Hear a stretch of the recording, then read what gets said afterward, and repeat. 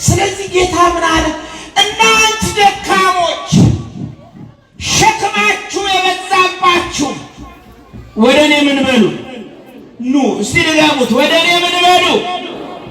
እጃችንን አንስተን ፍረድ፣ ተመልከት ዳኛውን ብለን እንደምንጮኸው አደባባይ ነጭ ልብስ በጓዳችን ውስጥ ሁሌ ከል የተነከረ የጠቆረ ልብስ ልቦናችን ያዘነ ሰላማችን የቆዘመ ነፍሳችን የተሰበረ ብዙዎች ነን።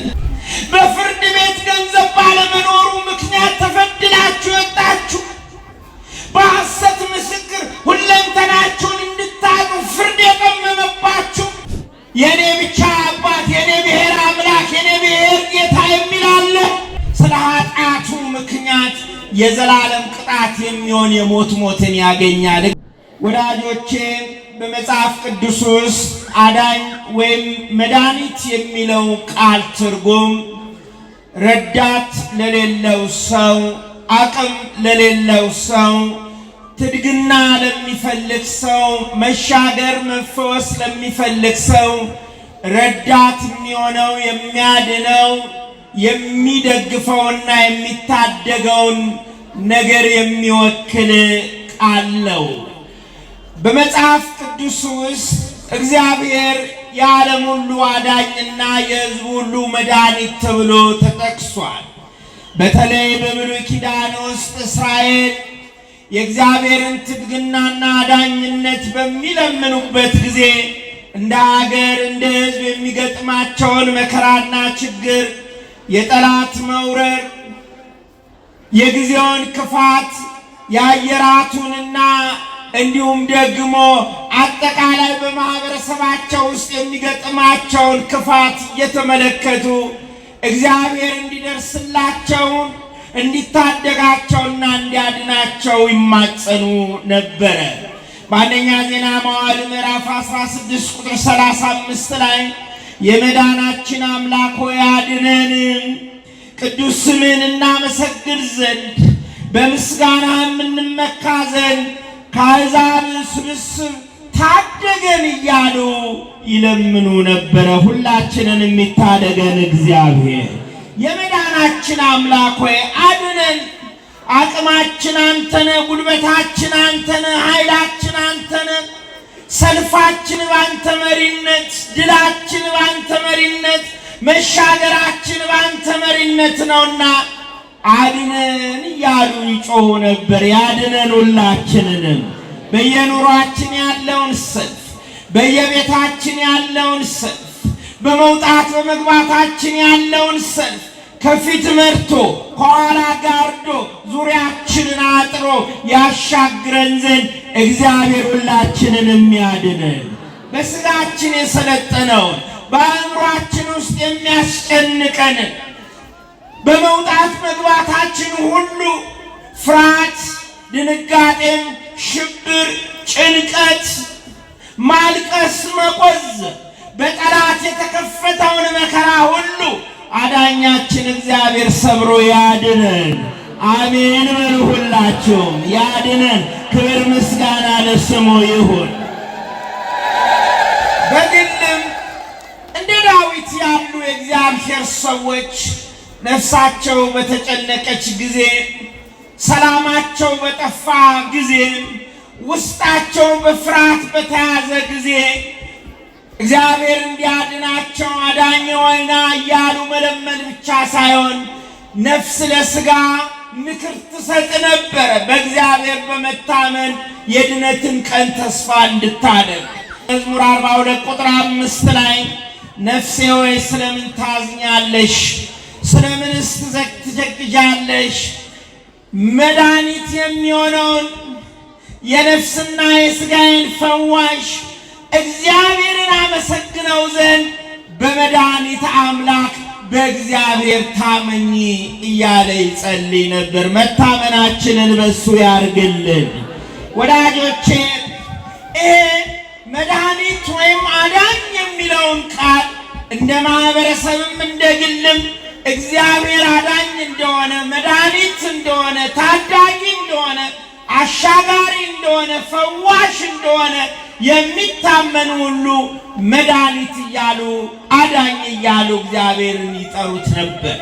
በእርግጥ በብሉይ ኪዳን ይሄ ስም፣ ይሄ ንግግር፣ ይሄ ሐሳብ ቢኖርም ማናቸውም ገነትን ሊወርሱ ልጅነትን ሊያገኙ የተገፈፈው ጸጋቸውን ሊያስመልስ የሚችል መንፈሳዊ አቋም አልነበራቸው። ምክንያቱም ሰው ኃጢአትን በመስራቱ እግዚአብሔር ላይ አመፀ፣ እግዚአብሔር ላይ ሕግ ተላለፈ፣ በደለ፣ በፈቃዱ ከአምላክ የተለየ ሆነ፣ እርግማን መጣበት። ሐዋርያው ቅዱስ ጳውሎስ ሁሉም ኃጢአትን ሰርተዋልና የእግዚአብሔርም ክብር ጎሏቸዋል ብሎ በሮሜ መልእክቱ ምዕራፍ 3 ቁጥር 23 ላይ እንደተናገረ በብሉይ ኪዳን የነበረ ሰው ድነት ፈልጎ ቢጣራ መድኃኒቴ ሆይ ድረስልኝ ቢልም ኃጢአት ከአዳም ጀምሮ በዘሩ በመተላለፉ ምክንያት መርገም በሰው ልጅ ላይ በመውደቁ ምክንያት የእግዚአብሔር ክብር ጎሏቸው ነበር። ክብሩ ይድረሰን ለሁላችንም። ክብሩ ይድረሰን ለሁላችንም። ክብሩ ሲደርሰን ሰላም አለ። ክብሩ ሲደርሰን በረከት አለ። ክብሩ ሲደርሰን ጤና አለ። ክብሩ ሲደርሰን መዋደድ አለ። ክብሩ ሲደርሰን አንድነት አለ። ስሙ ለዘላለም የተመሰገነ ይሁን። ሰው የእግዚአብሔር ክብር ሲጎለው ግን ዕለት ይጨልምበታል። መንገዱ ሁሉ በሾክ ይታጠራል። ትዳሩ ሁሉ የበረከት መሆኑ ቀርቶ የአምባጓሮ፣ የጸብ፣ የጭቅጭቅ፣ የድብድብ፣ የንትርክ ይሆናል። ልጆች አስተዳደው ቅጥ ያጣል። የእግዚአብሔር ክብር ይድረሰን ለሁላችንም። ተወዳጆች ሆይ ኃጢአትን በመስራታቸው ምክንያት ከአዳም ጀምሮ የመጣው ኃጢአት ክብርን ከሰው ልጅ ዘንድ አጠፋ። እግዚአብሔር ደግሞ ኃጢአትን ይጸየፋልና የኃጢአት ደመወዙ ሞት ሆነ። ምን ሆነ? ሲወላችሁ ምን ሆነ? ድገሙት። ምን ሆነ? ዛሬም ኃጢአትን የሚያዘውትር ሳይናዘዝ ወደ ዘላለም ሀገር እየሄደ ስለ ኃጢአቱ ምክንያት የዘላለም ቅጣት የሚሆን የሞት ሞትን ያገኛል። እግዚአብሔር ከዚህ ይሰውረን ሁላችን። ሮሜ ምዕራፍ 6 ቁጥር 23 ላይ የኃጢአት ደመወዙ ሞት ሆነ እንዳለ ቅዱስ ጳውሎስ እግዚአብሔር ቅዱስ ስለሆነም ኃጢአተኛን ቀጣ።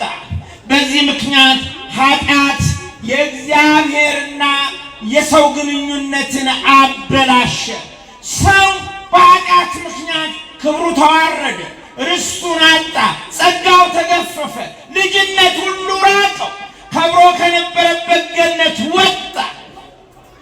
በዚህም ምክንያት ያለ እግዚአብሔር ጸጋ ከኃጢአት መከራ መዳን እንደማይችል ሲያውቅ መጮህ ጀመረ። ምን ማለት ጀመረ?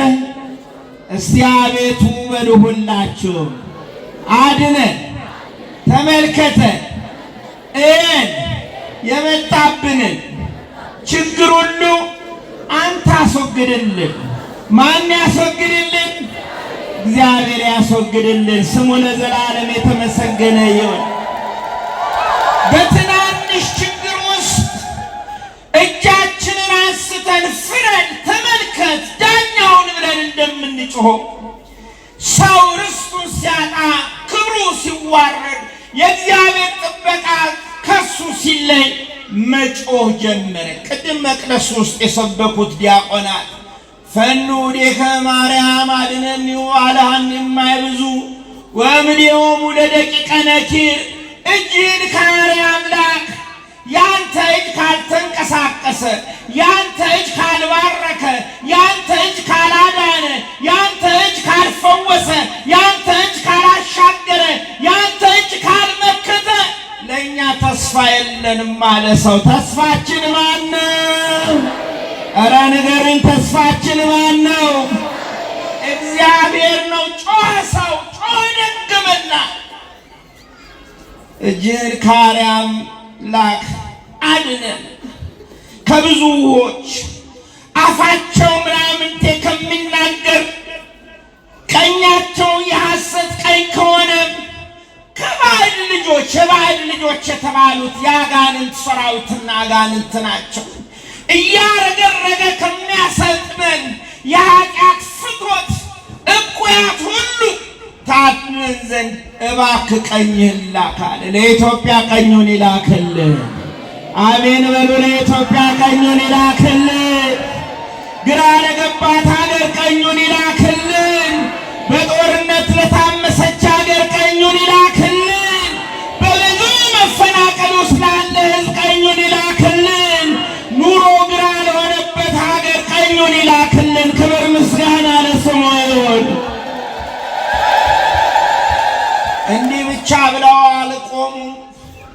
እንደነ ኢሳይያስ ያሉ የእግዚአብሔር ሰዎች መባህን ብናቀርብ ዕጣንህን ብናጥን መሠዊያህ ላይ የሰባውን ሥጋ ፍሪዳ ብናደርግ ጽድቃችን ከንቱ ሆነ፣ ጉዳይ ማይፈጽም፣ መልስ ማያመጣ፣ ገነት ማይከፍት፣ ርስት ማያወርስ ሆነ ብለው መጮህ ጀመሩ። አሁንም ኢሳይያስ 64 ቁጥር 6 ላይ ሁላችንን እንደ ርኩስ ሆነናል፣ ጽድቃችን ሁሉ እንደ መርገም ጨርቅ ሆነ፣ ሁላችን እንደ ቅጠል ረግፈናል፣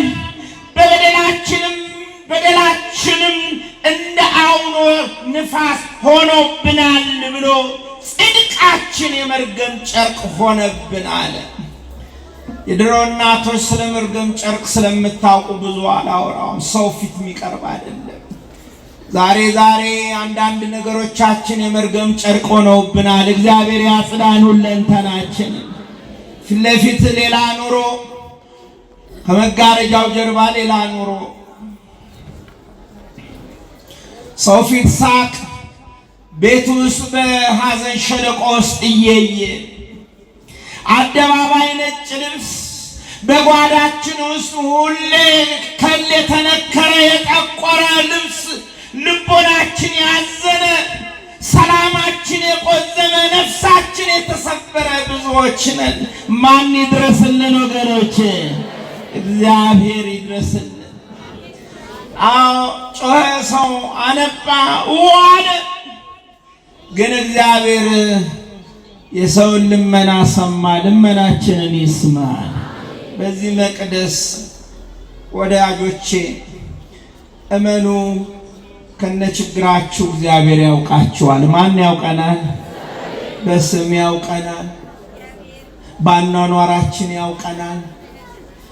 የታመመውን ያውቀዋል፣ የተበደለውን ያውቀዋል፣ ፍትሕ ያጣውን ያውቀዋል። በማይፈወስ በሽታ እያነከሰ የመጣውን ያውቀዋል።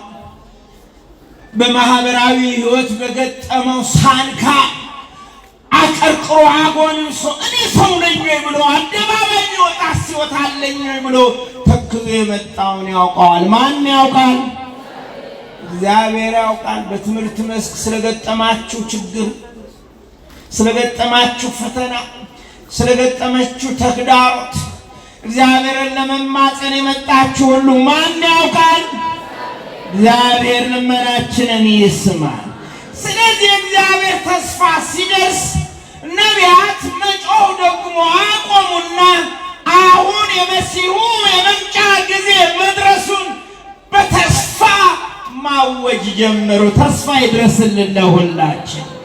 እንዲህ አሉ እነ ኢሳይያስ በትንቢተ ኢሳይያስ ምዕራፍ 9 ቁጥር 1 እና 2 ላይ ነገር ግን ተጨንቃ ለነበረች ጨለማ አይሆንም አለ። እስቲ ይህን ቃል አብረን እንበል። ነገር ግን በሉ ሁላችሁም፣ ድምፅ ያንሳል። ነገር ግን ተጨንቆ ለነበረ ተጨንቃ ለነበረች ጨለማ አይሆንም።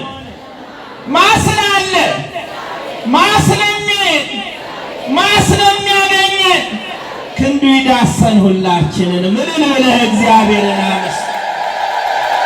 ቀጠለና እንዲህ አለ ነቢዩ፣ በጨለማ የሄደ ሕዝብ ብርሃን አየ፣ በሞት ጥላ አገርም ለኖረ ብርሃን ወጣላቸው አለ። ሕዝብ ዘይነብር ውስተ ጽልመት ወጽላለቱ ብርሃናዊ ሰረቀላ የሆኑ የብርሃናት አምላክ ጨለማ ጨለማን የሚገፍ ሞትን ወደ ሕይወት የሚቀይር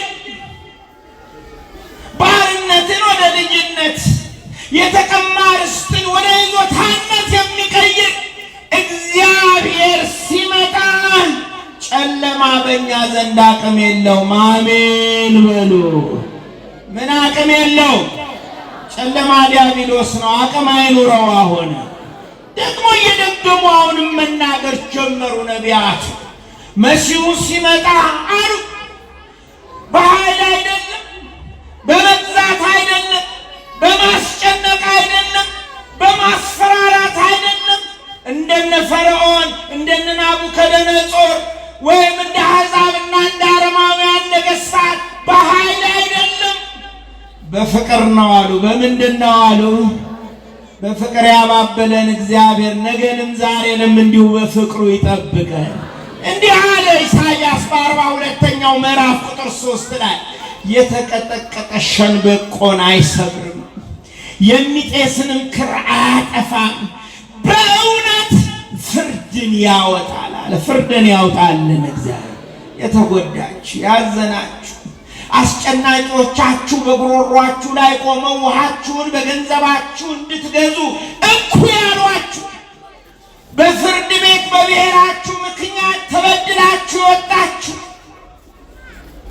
በፍርድ ቤት ገንዘብ ባለመኖሩ ምክንያት ተፈድላችሁ ወጣችሁ በሐሰት ምስክር ሁለንተናችሁን እንድታጡ ፍርድ የቀመመባችሁ እውነተኛውን ፍርድ ማን ይስጠን ወገኖቼ?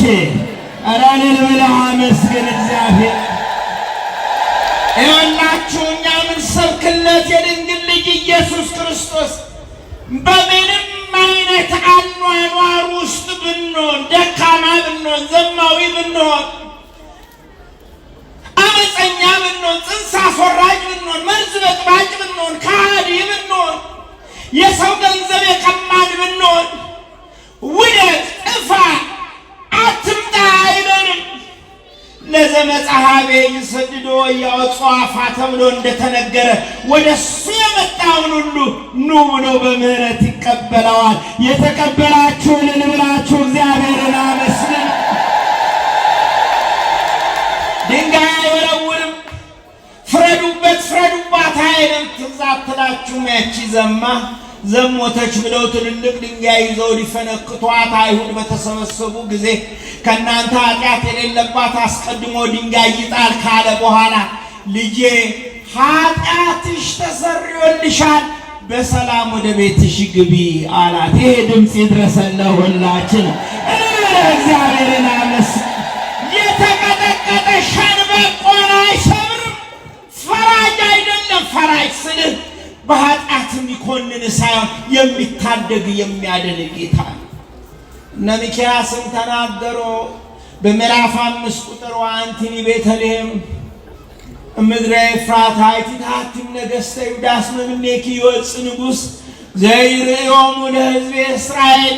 አንቺ ቤተልሔም ኤፍራታ ሆይ አንቺ በይሁዳ አእላፋት መካከል ትሆኚ ዘንድ ታናሽ ነሽ።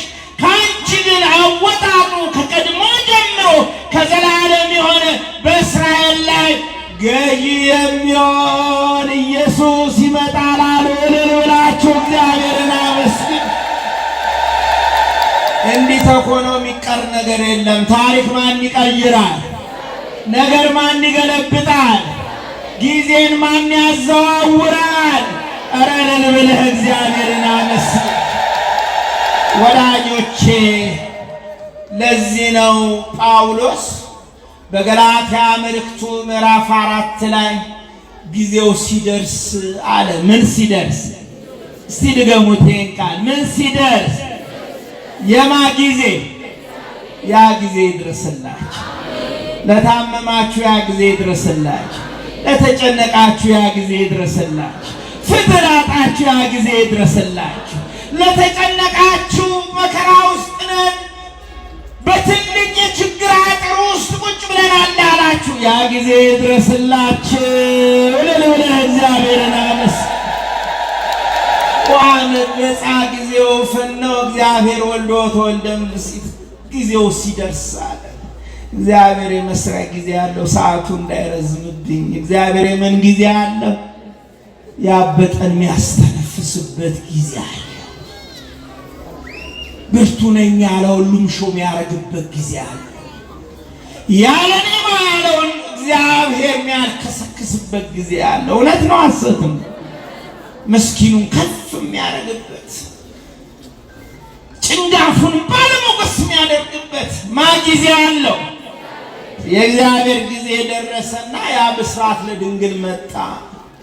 ሰላም ለኪ ብሎ መልአኩ ገብርኤል አመስግኖ ወናሁ ትጸንሲ ወልደ ወትሰምዪ ስሞ ኢየሱስ ስሙ አማኑኤል፣ መድኃኒት የተባለውን ኢየሱስን ጸንሰሽ የምትወልጅበት ጊዜ መጥቷል። በድንጋሌ ሥጋ በድንጋሌ ነፍስ ነጽተሻል፣ ክብርት ሆነሻልና ብሎ አብስሮ ጌታ ተወልዶ አዳነ። ጌታ ትምህርቱን ሲጀምር መድኃኒት መሆኑን በመቅደስ ተገኝቶ የኢሳይያስ መጽሐፍ ጥቅልልን ይዞ እንዲህ ብሎ ተናገረ። የሉቃስ ወንጌል ምዕራፍ 4 ቁጥር 17 እየጨረስኩ የጌታ መንፈስ በእኔ ላይ ለድሆች ወንጌልን እሰብክ ዘንድ ቀብቶኛልና፣ ለታሰሩት መፈታትን፣ ለዕውሮችም ማየትን እሰብክ ዘንድ፣ የተጠቁትን ነፃ አወጣ ዘንድ፣ የተወደደችውንም የጌታን ዓመት እሰብክ ዘንድ ልኮኛል። ወሰብክ ሎሙ ዓመተ እግዚአብሔር ኅሪት፣ ነፃ አውጪ የሆነችውን የጌታን ዕለት፣ ደገኛ የሆነችውን የጌታን ዕለት፣ እፎይ የምታሰኘውን የጌታን ዕለት፣ ፈውስ ያለባትን የጌታን ዕለት፣ በረከት ያለባትን የጌታን ዕለት እሰብክ ዘንድ መጥቻለሁ አለ። ያቺ ዕለት ትድረሰን ለሁላችን። አያችሁ፣ የድንግል ልጅ ሲመጣ የታሰረ ይፈታል። አሜን በሉ። ምን ያለ ይፈታል?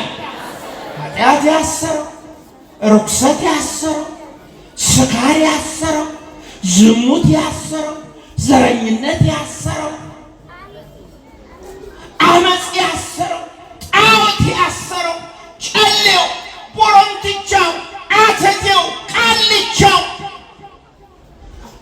በከዋክብት ማስጠንቆሉ፣ በስርማሽ በቅጠል በጣሽ መመካቱ ያሰረው ሁሉ ወልዶ መድኅነን እንሰብክ ብለን ስለሱ የምናውጅለት የድንግል ማርያም ልጅ ሲደርስ ከእስራት ይፈታል። ስሙ ለዘላለም የተመሰገነ ይሁን።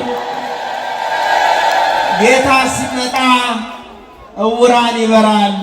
አይነ ልቦናችን የታወረብን፣ ጽድቁን ከኩነኔ መለየት ያቃተን፣ ብርሃኑን ከጨለማ መለየት ያቃተን፣ ከሐሰተኞች ጋር የምናይ ኑፋቄውን ከክደት መለየት ያቃተን ልቦናችንን ያብራልን ጌታ። ስለዚህ ምን አለ ቅዱስ ጳውሎስ ይህን ጌታን ስብከት ይዞ በቲቶ ምዕራፍ 2 ቁጥር 14 ላይ መድኃኒታችንን ከአመፅ ሁሉ እንዲቤዠን መልካምን ለማድረግ የሚቀናውን ገንዘብ የሚሆነው ለራሱ እንዲያነጻ ስለኛ ነፍሱን ሰጥቷል። ነፍሱን ሰጥቶ ያዳነን ጌታ ስሙ የተመሰገነ ይሁን። በደንብ ከሰማችሁት ይህን ቃል አያችሁ፣ መድኃኒታችን ከአመፅ ሁሉ እንዲቤዠን።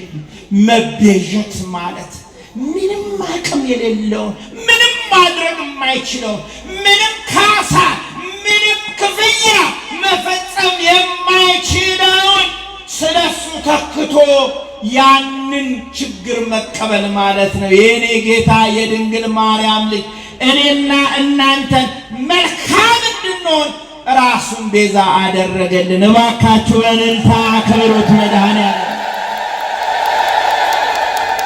ወልዶ መድኅነን እንሰብክ፣ መድኃኒት ልጁን እንሰብካለን። አዳኙ በመምጣቱ ምን ተገኘ ለዓለም? 4 ነጥብ ጠቅሼ ትምህርቴን አጠቃልላለሁ። የመጀመሪያው አዳኙ ሲመጣ የጠፋውን ፈለገ። እስቲ ከኔ ጋር በሉ፣ የጠፋውን ፈለገ። ምን አደረገ? ስንት ጊዜ ጠፍተን የነበር አዳር ውሏችን ከእግዚአብሔር መቅደስ ርቆ በኃጢአተኞች ድንኳን ሙጥኝ ብለን የኖርነው እንዴት ባለ ፍቅሩ እግዚአብሔር መለሰን። ስሙ የተመሰገነ ይሁን። እንዲህ ነው የሚለው መጽሐፍ የሉቃስ ወንጌል ምዕራፍ 19 ቁጥር 10 ላይ የሰው ልጅ የጠፋውን ሊፈልግና ሊያድን መጥቷል ነው ያለው። ዛሬም የጠፋነውን ያድነን፣ እንደወጣን አያስቀረን፣ እንደባዘን እንደተንከራተትን አያኑረን። መመለሻችንን ወደ እሱ ፊታችንን የማቅኛ መንፈሱን በላያችን ላይ ያሳደረብን ልጁ ብሎ ይቀበለን። ምን ብሎ ይቀበለን? እናንተ ደካሞች ይላል ጌታ። እናንተ ምኖች?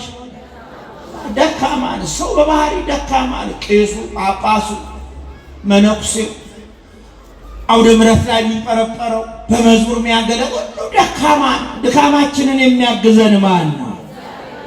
እናንተ ደካሞች ይለናል። ዳዊትም ይህን ተናግሯል። ተዘከር እግዚኦ ከመ መሬትነ፣ አቤቱ መሬት መሆናችንን ሰው መሆናችንን አስብ ብሎ ተናግሯል። ደካማ መሆናችን። ስለዚህ ጌታ ምን አለ?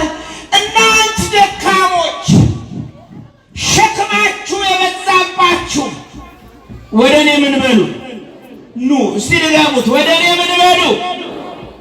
ድገሙት። ምን በሉ? ኑ አቤ ኩልክሙ ሥዑራነ ክቡዳነ ጾር ወአነ አዕርፈክሙ፣ እኔ አሳርፋችኋለሁ። ያሳርፈን ሁላችን። ብዙ ሰዎች በግል ሳወራቸው በቤተ ክርስቲያንም ሳወራቸው እረ ቀሲስዬ ኑሮዬ ሊያሳርፈኝ አልቻለም፣ እረ መፍቻና መቆለፊያ የሌለው ችግር ይዞኛል፣ እረ መነሻው የቱ ጋር መድረሻው የቱ ጋር እንደሆነ የማያሳውቅ ድቡልቡል ድንጋይ ኑሮ ሆኗል። እረፍቴ መች ነው ይላሉ። እረፍታችን በመድኃኔዓለም ነው። እግዚአብሔርን አመስግኑ። ኑ ይለናል። ምን ይለናል? ምን ሊያረገን? ሊያሳርፈን በሉ። ምን ሊያረገን? ድምፅ ያንሳል። ምን ሊያረገን? ያሳርፈን ሁላችን።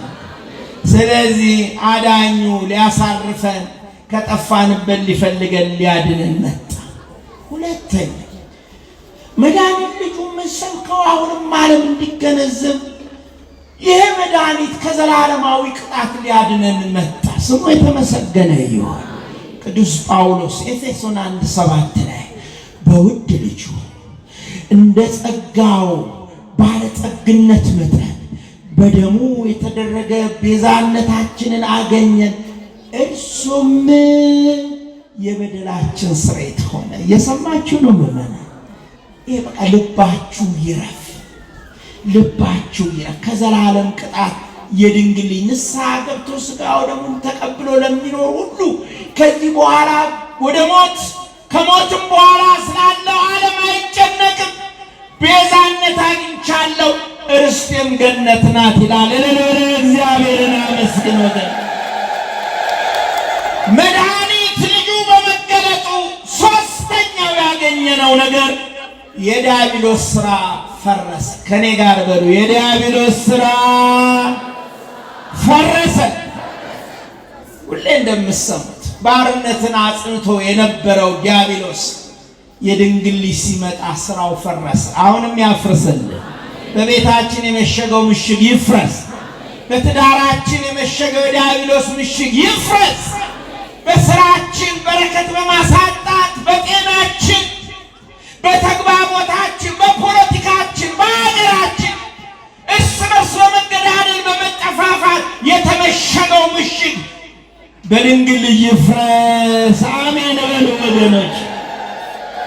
መጽሐፍ ይህንን ነው የሚለው። አንደኛ ዮሐንስ ምዕራፍ 3 ቁጥር 9 ላይ ስለዚህ የዲያብሎስን ሥራ እንዲያፈርስ የእግዚአብሔር ልጅ ተገለጠ። አሜን በሉ። የማን ልጅ ተገለጠ? የእግዚአብሔር ልጅ ኢየሱስ ክርስቶስ ተገለጠ። አራተኛው ለታመመው ዓለም መድኃኒት ይሆን ዘንድ ተገለጠ። አሁን ዓለም እኮ ታሟል። ትናንት አንድ መጽሐፍ ሳነብ ሰው በረሃብ በጦርነት በመፈናቀል በመፍረስ ብዙ መከራ ውስጥ እያለ በዓለም ላይ በርካታ ልጆች ከወሊድ ጋር በተያያዘ እየሞቱ እየጨነገፉ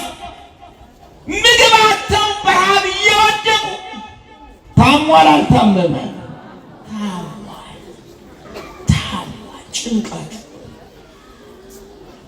መከራ፣ ዘረኝነቱ፣ ጥላቸው እኛ ሀገር ብቻ ይመስላችኋል? ስደተኛን እኮ የመጥራት አባዜ ምድሩን ሁሉ ተይዞታል። እየሰማችሁ ነው?